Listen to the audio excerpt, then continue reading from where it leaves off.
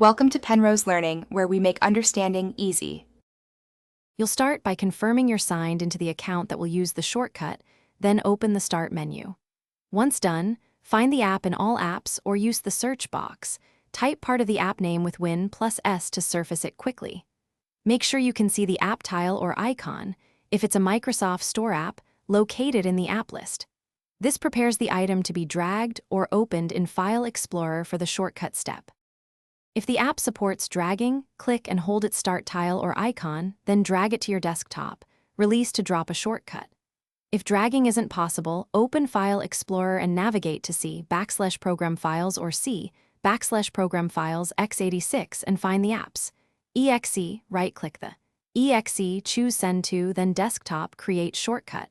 You're creating a direct link to the program. Make sure the shortcut appears on the desktop and that the icon points to the correct EXE path.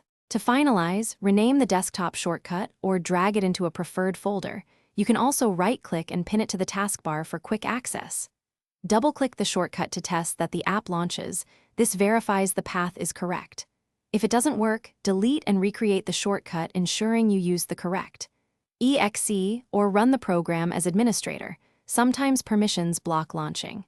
If the app is a store app, reinstall it from the store before recreating the shortcut to fix missing links. Thanks for watching. If this was helpful, leave a like and consider subscribing. See you next time.